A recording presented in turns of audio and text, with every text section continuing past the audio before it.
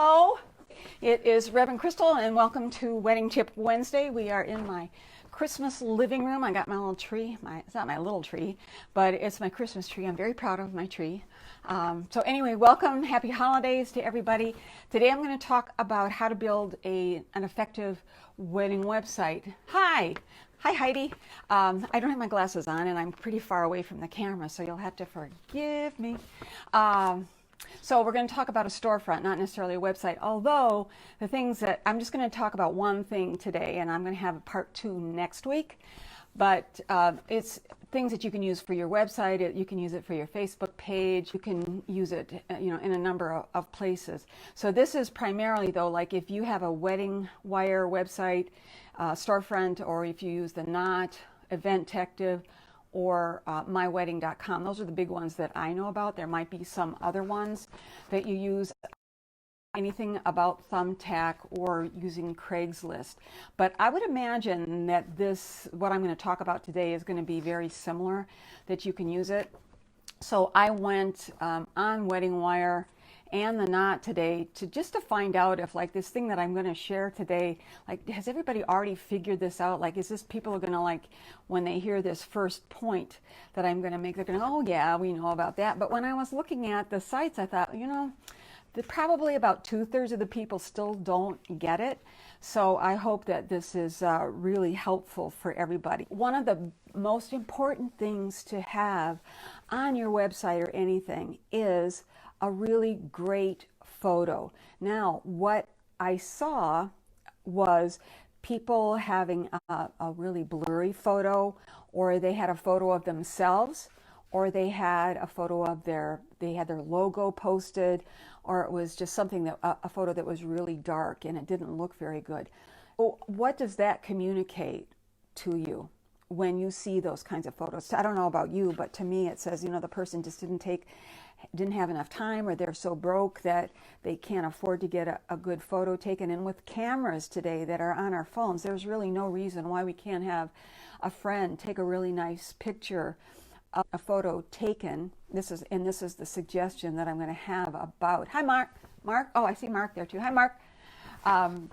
That you ask someone to take a photo of you actually officiating for during the ceremony, and preferably that this photo is not of you looking down at your script.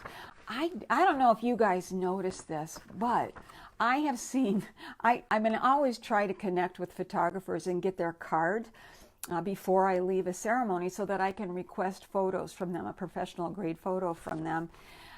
They keep catching me, like, I know my ceremony pretty well, but I keep seeing these pictures. Do you guys notice this too, of like looking down at my script? And I really don't do it that much. At least I don't think that I do. So anyway, you want to get a photo of yourself that's looking up, because here's the thing: a lot of us do it backwards, not only with our photos but with our words. And let me back up just a little bit here too, because like when you go on WeddingWire or the Knot or any of those ones, they have it set up so that the first thing that someone's going to see when they're curious about your services is they're going to see a picture, because it is really true. A picture speaks 1,000 words. But what we do wrong is that we think that we have to build ourselves up so that people go, wow, I'm going to hire that person.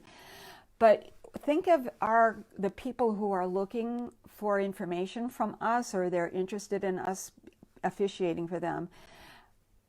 Think of them like hitchhikers, okay? So you see them on the side of the road and you've got the car, you know how to, you know where you're going, and when you drive up to them, they've got 2 main questions, and one of them is, are you going to be able to get me where I want to go?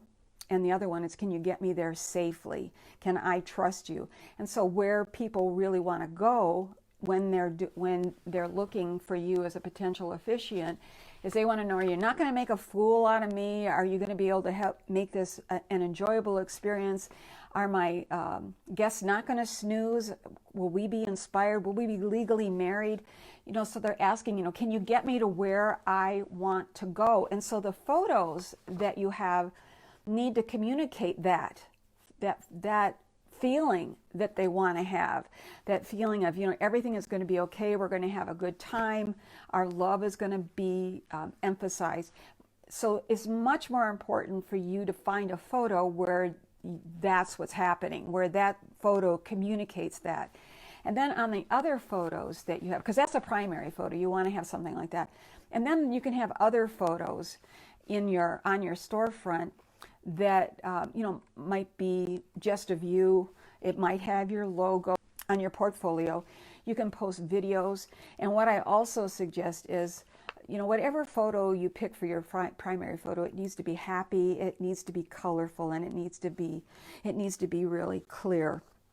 And then your other photos should have you maybe looking more serious. Different kinds of couples, like young couples, older couples, same-sex couples, Hispanic, African American, white, whatever it is that you're not, and you serve those kinds of people, is you want to have photos and videos on your feed there.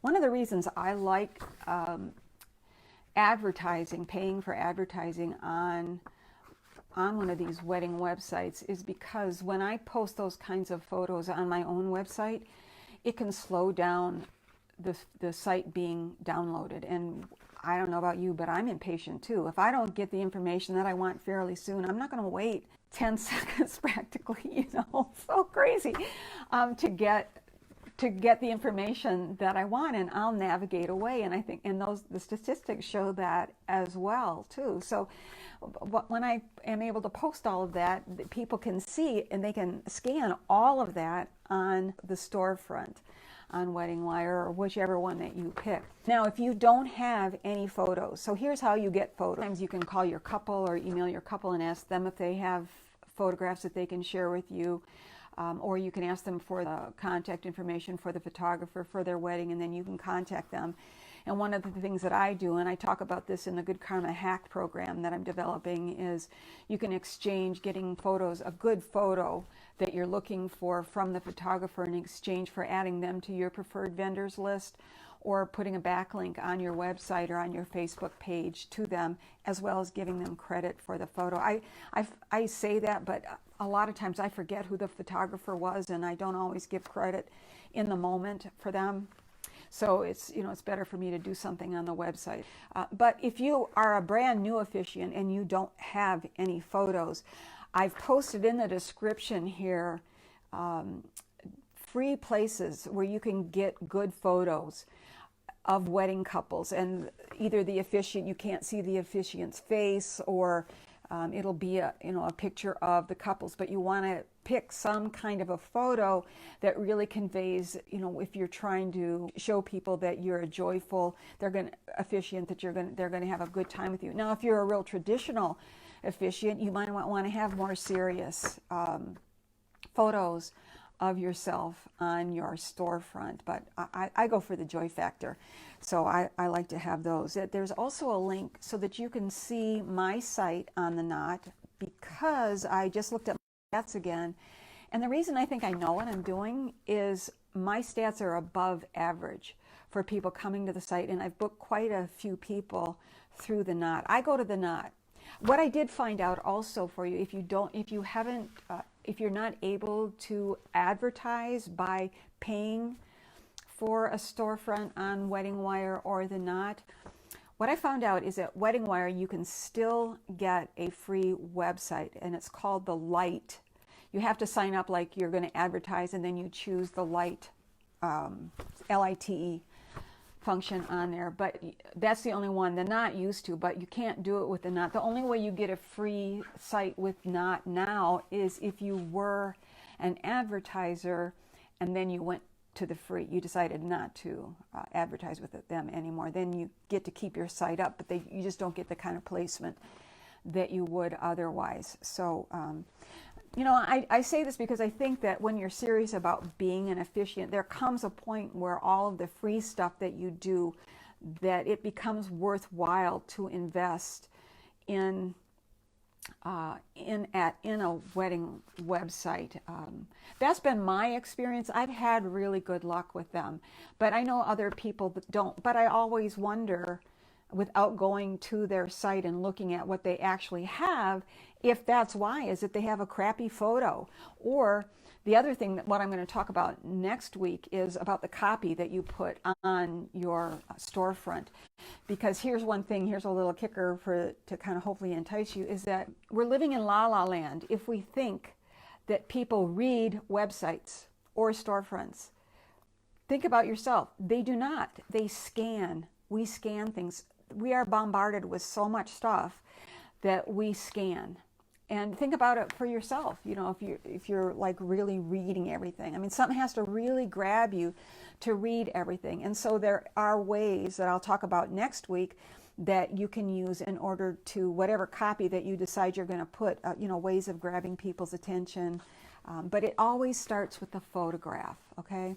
That's all I have to share. I do want to encourage you that if you have not looked at the customizing mini course that I have set out, it's now $27. That was just like a promo. I wanted to see if people liked it, and people did like it. I got lots of takers, but I've improved it just a little bit. I'm going to keep working on it too. But there is a link to do the how to take an ordinary ceremony and make it amazing. That went really, really well. So there's a link to that. And if you want the full course for the Ready, Willing, and Able Officiant Prep Program, and if you want to give yourself a little Christmas present in advance, some of what is in the mini course is part of the full course. So then you get all of the organizational tools so that you stay on target and you don't let couples fall through the cracks. And it's got some self-care segments to it, as well as you know, scripts that you can use, things that'll make it a lot easier for you to lead a ceremony and get up to speed, even if you're an experienced officiant. Because I find that as an experienced officiant, I've been doing this for 29 years, that I'm still always looking for new information and new ways of saying things and new perspectives so that I can make my ceremony better and better and better and better and make myself feel better. So anyway, those links are all in the description.